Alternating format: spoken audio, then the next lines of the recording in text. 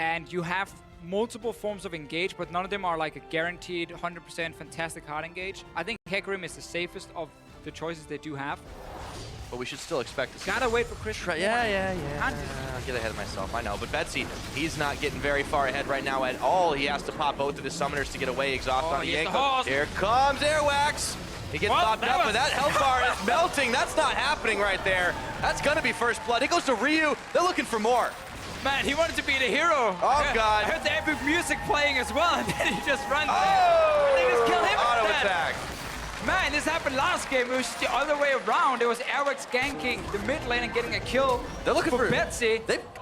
Raise. Okay, all right. And then, because you don't kill the support, you kill the Rift Scotland. Very quickly for teams, you have to be able to make those plays early on. Airwax is coming in. There's a teleport. Coming. Here we go. In comes the charge. Onslaught of Shadows will not connect where they needed it to. They do get a two-man knockup courtesy of Jankos, and no one goes down. Airwax is bleeding low, but not enough yet. The hook goes completely wide. I believe Steelback just saved the... I feel like this is last game in a nutshell. Now this time the siege going the other way. As you said, Jankos getting caught, but he is going to be able to make it out. Tunnels, in comes the curtain call. Vander, he's body blocking, but Jankos falls behind. There we go. Meganar, though, it's going to catch on to Vander, and he'll give his life for his jungler. A lot of people trying to sacrifice each other here, or for each other. And that's more like a Disney movie. The bottom side, where could they be? Anywhere else? I mean, probably on the top side. They could be top side. All right. And Vander's getting knocked back in by Airwax here. Stopped by the flourish. Goes through the journey. Very low, bleeding, but it's not enough to take him out. Finally, he falls to the red buff, but Betsy, he might pay for that.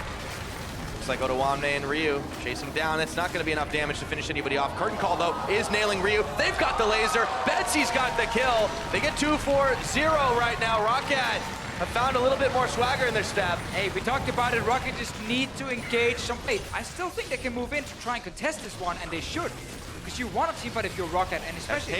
so late. Okay, not enough. Ulti's popped left and right. Vander, though, he's going through the journey, but look at how low he is. Curtain Call had nearly taken out his health bar. They grabbed Freeze on the back half of it. So, H2k took themselves the Rift Herald buff, but they paid dearly for it, and this might be a tower on top.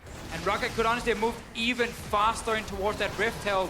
Still get a kill and a lot of damage on mid tower. Airwax is just trying to be a threat on the side. He's not looking to dive. They yank him back in. They get a catch on Ryu, though. Exhaust. Look at his health bar. They take him out. Onslaught of Shadows charging in, forcing Jankos. He flashes, but he flashes into the wall. Now he's trying to get away. Raze on the back. Otoamne manages to finish him off with a Transcendent Blades, but that's just going to be a consolation prize. Jankos does deny the kill on Airwax. Jungle, deny the vision.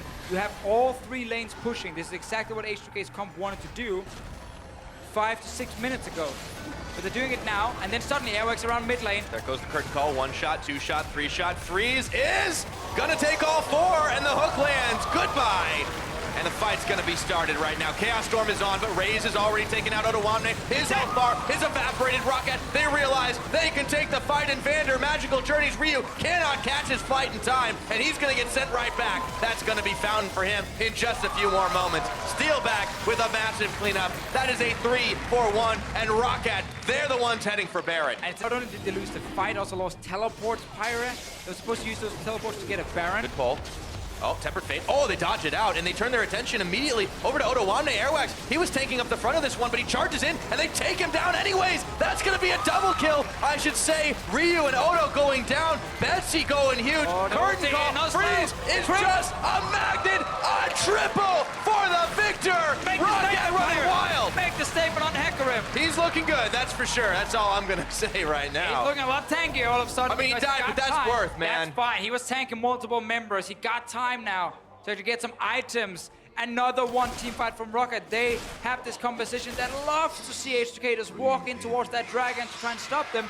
Betsy is having the game of his life. And this is why you see people trying to shut down Betsy on pick and bans. They don't give him Vlad, they don't give him Swain. Well, that's fine. Put the man on a Victor, and look what he can do. They have just done so much damage the last couple of minutes. Jankos is trying to stop this Baron yet again, but ROCCAT, they're having none of those shenanigans right now.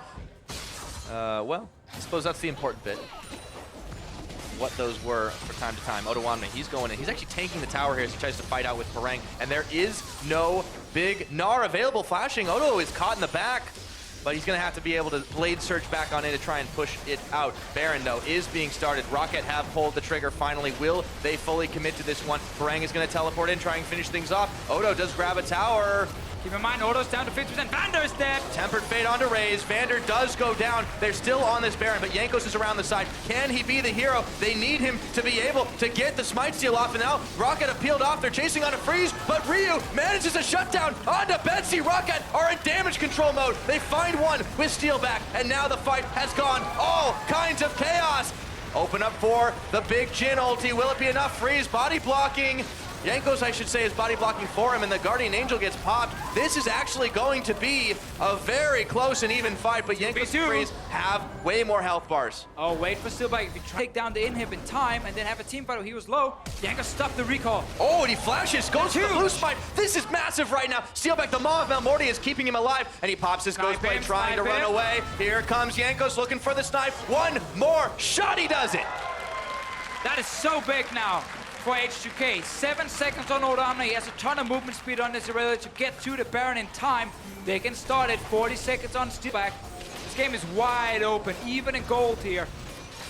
The call from ROCCAT was fine to start the Baron, but then had to commit. Either you all disengage and fight, or you commit to take down the Baron, and you burst it with the Smite in the end, and your members combine to go like, okay, there's a low chance Jankos steals it. Instead, Betsy getting caught. And they jump in, but Airwax, he jumps to try and push Jankos back. Betsy, the health bar, they're melting the boxes in, and they are getting put in a coffin right now. Airwax is trying to stop everything, but it's gonna be not nearly enough. Double kill, triple kill, over to Freeze, and this is H2k's. Everything started with Jankos catching out Steelback. Doing the recall, he ultied back, found Steelback, took him down. Baron for H2k now, and before that even, Odoamne realized he was so fed on this Irelia. He was like, I can dive the Gnar in mid-fed team with Elder Drake, 4 other dragons, a Baron buff. I mean, I guess ROCCAT has to try here, honestly, to stop it and see if they can take a fight to steal the Baron and win the fight after. Got Jankos. Yeah. Not going to be enough damage though. Look, he's even able to start this off, and they can just take their attention off of Baron for a moment. H2k immediately reacting. Tempered Fate will nail onto Betsy. Steal back in the back line. Does he have enough? But Airwax, he is going to have his GA popped real quick, and Parang is going to as well. Odoamne trying to finish off Raze in the back, and he might just do it. No, his GA as well. Everyone's got GAs in this fight. It's not even fair, but Parang and Airwax did fall, and the rest of H2k charging down the line. Freeze with the double kill. They move forward, and this is gonna be it. They might have gotten a shutdown onto Jankos. Odo might be dead, but ROCCAT have run out of members. They've run out of base. They've run out of time, and this is gonna be it. GG as H2k claw their way back after one real rough game. They prove that they still can tango with ROCCAT 44.5 minutes in, and they take the game. What a close game, honestly. Even in goal for the first 25 to 30 minutes, I think H2k will have the same feeling they had yesterday, where they get a 1-1, they lose the first game, then they manage to pick up a win in the next one, and they end the week with the same feeling where they're kind of like, man, that wasn't good enough. I know the members very well, and they're very critical, obviously. And it's the same situation where they couldn't execute the 1-3-1 throughout the entire mid game. ROCCAT caught them out, punished them in the mid lane a few times, but then obviously H2k showed in the late game they still have some of that great experience and good calling, and managed to secure the Baron, win that team fight around. Really some good small plays happening. And that's why H2k win this game. Yeah, it was fairly back and forth, and it was that clash of team comps and styles, but in the end, you know, ROCCAT, they gave up more, but this was far from a clean victory for H2k, and you can see that they have a lot to think about going forward into the weeks ahead. Entertaining game though. It was. That one was a lot of fun to watch. Yeah, it was a lot of fighting going on, a lot of small map movements. One team trying to set up split push, one team trying to set up team fights every single time. I think the carries like Betsy and Steelback were able to play really well in this game from ROCCAT and won a lot of fights. Obviously in the early to mid game. Betsy, especially, were like 7-1 on this victory. He was just getting everything. Yeah, well, I mean, it looked like he was going to be the hero of the game for a little while. He was able to get the big shutdowns. They had Jin staying nice and safe in the back for all of it. But then, you know, it kind of turned around when there was some indecisive moves on ROCCAT's part. And I'm just looking at the numbers here.